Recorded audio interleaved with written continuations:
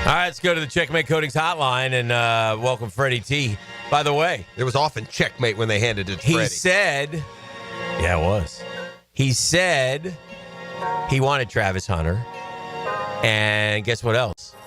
He knew they were making that trade. Nice. He knew it. How did you know, Fred? How did you know? You knew. Well, you knew something, Fred. I saw you admit it. You knew. Coming at you hard. Good morning, You guys. didn't tell us, Fred. I know, right? You could have told us, Fred. Last week, we talked about you guys asked who I wanted. I said I would love Travis Hunter. And, I didn't know that it was all that possible. Right. But, just looking at Gladstone, Cohen, Baselli, no, they're adamant. They say, look, we're going to live and die by our decisions. And I thought they made an extremely, tough decision. And, I guess more so to give away a future one. Because if you play the way you played a year ago, then you go, man, was it worth it? But he's a generational type player, and I think he can come in and help change the franchise based on what we've seen and what he's done everywhere he's been, speaking of Travis Hunter. So, I was hopeful. I did see something in the paper that said they were fielding calls, and I said, all right, well, maybe this is it. So I just kind of put it out there, and it just all worked out. Fred, why is Travis Hunter the first that's played, just about the whole game on both sides? Why is he the first that comes into the NFL with literally, a high ceiling at two different positions? There are a bunch of great athletes, Fred. Is it just he's given the opportunity? Are we going to see more Travis Hunters moving forward?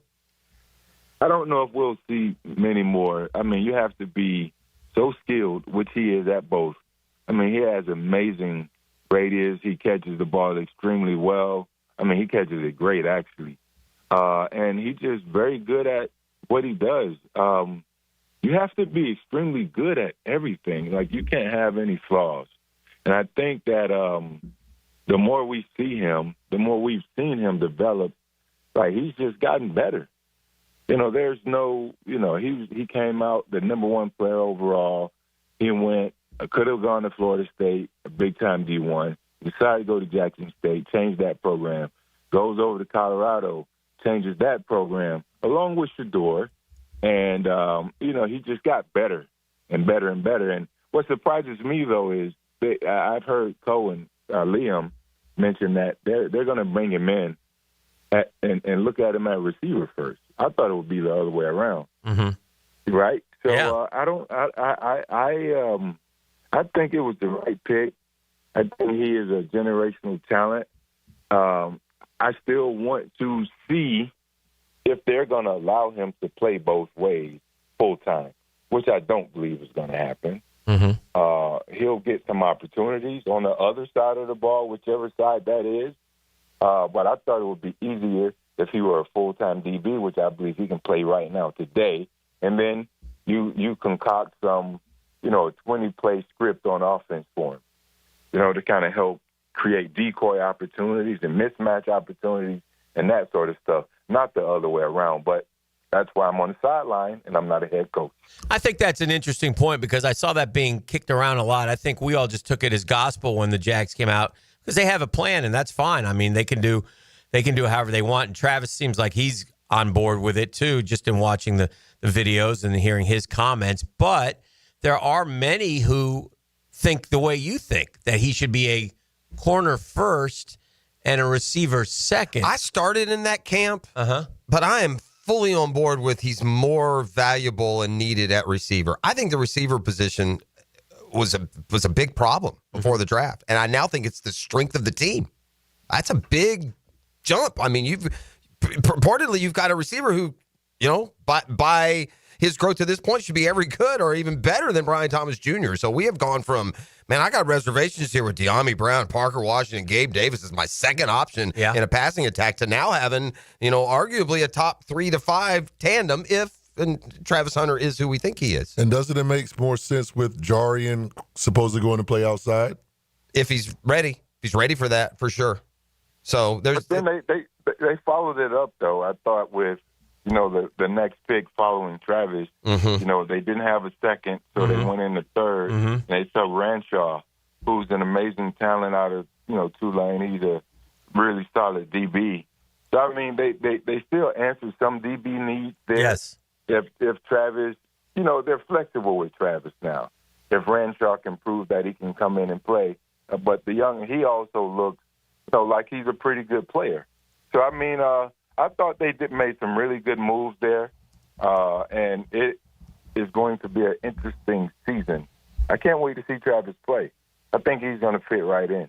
Yeah, and the football people, Freddie, tell us, this is somebody that they rave about. Like I heard Louis Riddick say, you got to understand he's one of the best 2 or 3 athletes on the planet. Or people say, I've never seen a guy move like this on the football field. Up here in Jacksonville, man, when we get a guy in practice, we're going to all be going gaga over him. That's what we tend to do. So I can't. Yeah. I know you guys have heard over the years, they say a DB is just a receiver that couldn't catch. Right. I bet the DBs don't like that, but yeah, I've heard it. Yeah, Sure. They don't like that. But when you look at his ball skills, you look at his technicals, like just his techniques. He's still so raw. I mean, he's had great coaching, by one of the best ever. And Deion was so raw. He was just pure athlete. This is what we're getting in Travis. And, prayerfully, he stays healthy and we get an opportunity to really see him play that position and grow. And hopefully, there's a match made in heaven. And what I mean by that, hopefully he can be in a Jaguars uniform.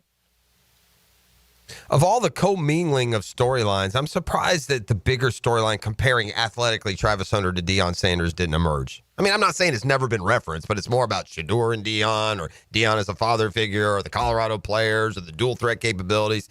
I asked you earlier, Fred, who could do it. Deion might could have done it back in the day. And he did play some offense. Don't get me wrong. Especially, at the middle of his career, he played some receiver. But I wonder if he couldn't have done what Travis Hunter did. I mean, Travis is just that stamina, endurance, be able to play the amount of plays he plays, and not just 1 week or 2 weeks. He did it every single week, the entire season, and he proves to everybody, this is what I want to do, this is what I'm going to do. Now, the NFL game is much different. Right. Don't get me wrong, but he's in great shape. I think as he tends to age and get older, he'll get wiser and say, you know what, maybe this two-way thing ain't for me. Let me focus. Let me become a Hall of Famer at one thing. And I thought it would go along the way that it went for Deion. Be a lockdown cornerback, demand that you take away one side of the field, be that Pat Surtain out there. And then on offense, get a couple snaps. Create some mismatch. Run some reverses, don't get the ball, or maybe every now and then get it. Catch a hitch. Be a deep ball threat, an opportunity to get a few throughout, the course of the season. That's what I thought it would be, more so. But I can't wait to dial in and see how they use him, either way they decide to use him. The Jaguars also drafted a running back, Fred, Bayshul Tootin from Virginia Tech, and another one, from Syracuse. Syracuse, yeah. Yeah. Do you know much about either? The Tootin kid apparently is fast. So I thought the Jags got faster with the draft picks, some of the draft picks that they made, which I like. But, this kid kind of reminds me a little bit of, like, Ashton Genty light, if you will. Like, he's got kind of some of the same analytics in that in as Genty does, obviously without the same numbers. Well, he's a 4.3 guy, from what I saw pop up on the screen, Virginia Tech. I mean, he's not that big, but he's a guy who can really fly. And I think they want their offense to be dynamic, and I believe they'll get a lot of it out of it. We don't have that type of speed in the backfield now. Right. We have good speed. We don't have great speed, and he has great speed. 4.32 is great speed, and it'll be a good change-up until he gets an opportunity to really learn the game. But even with that speed and not being so big, you have to make sure you can protect. I'm wondering if he's not a lot like Achane, and Miami did such a great job of integrating that kid into their offense when he came into the league. Hopefully the Jags can do the same with Tootin. Do you see some Achane comparisons maybe, especially with that blazing speed? I can see it from that perspective when we're talking about the speed, but what are we getting out of the size? Mm-hmm. You know, I'm seeing 5'9", 206. Mm-hmm. I was that in the 10th grade. So, I mean, I don't know. So, but, you know, pass protection is going to be one of those things that, you know, they're going to have to dial into. And maybe he's just a small body with a big heart. You know, that's really what makes football players a lot of the time. You can't evaluate heart or speed, right? Everybody can't have speed, and he has speed. So we'll have to see if he can stand up to protect Trevor Lawrence when it really matters. Mm-hmm. Mm-hmm. What's the difference with like some guys? You know, some guys will go run the 40, and they'll have they won't be as fast as you think. But then when they put the pads on, sometimes they don't lose a step. You know what I mean? It's like some guys have that football speed, which I don't know. Is that something that you guys have talked about through the years? I mean, Jimmy Smith is one of those guys. Mm-hmm. Jimmy didn't run well on the clock. Okay. I'm not sure his exact 40 on the clock, but I've heard it was somewhere like 4 or 5 or something. I don't know. But you put the ball in the air, he outruns everyone. Good. He outran the likes of the Ty Laws, Mm-hmm. the Samari Rose, who I know was a 4.3 guy. Mm-hmm. Yeah.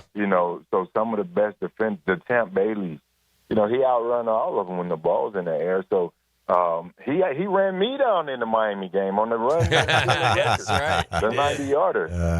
I think you geared down there at the end. I'm whispering. I'm whispering. I had a hamstring problem. Okay, I got Don't you. tell nobody. Yeah, I won't. No. Jimmy's one of the Secret's fastest, safe. game speed players that I've ever seen. Mm-hmm. So, I mean, if you can play ball, you can play ball. Speed is good. It's great to have. It assures that if you break it, they're not catching you. But if you can play ball, and it so happens you kind of go up another notch when it is game time, we welcome that to the club. Bottom line is we want to win, man, and everyone in Jacksonville wants to win. Mm-hmm. Now that the draft is here and gone, the excitement starts over again. And that's exactly what it'll be until the season kicks off, and you're going to be optimistic. You're going to give your guys a chance. And then you're going to look around in week 10. You're going to look back and say, okay, here we are again, or let's keep going. Let's go. Yeah, home stretch. You know what I'm saying? So, man, I'm looking forward to the latter. Let's keep going because I don't want that 2026 first round to be a top 5 pick. Mm-hmm. I'd much rather it be, a 28 or 32nd pick or something like that. Sure. Which is, we don't know until we know. Because we can't expect this coach to come in and win the whole thing the first year, although we are a bit spoiled like that. We want to see that. But realistically, I don't know, right? So, but if that first round pick next year is a mid-20, we'll see instant improvement, and then we build on it. Yeah. Right? So we'll see. We'll look back at the end of the year, and that part will sort itself out. I got the other side of that coin. If they are picking in the top 5, top 10, we got a lot bigger problems than trading away that first round draft pick. We should be better than that, right? I mean, we all think we're better than that 4-11 or 4. Yeah, you're right. Yeah. But the it'll make it that much more painful. That's fair. Don't get me wrong. Yeah. The quarterback has to play well. Yeah. I mean, this is probably what it is. Yeah. Everybody needs to play good, but the quarterback has to play better than good. For sure. He has to play better than everyone else. That's the nature of the NFL game. When your quarterback plays well, you sprinkle in everybody else. Yeah. Then that was what 22 was. That's the difference between 22 and the back half of 23 and 24. Big difference. That was the marker.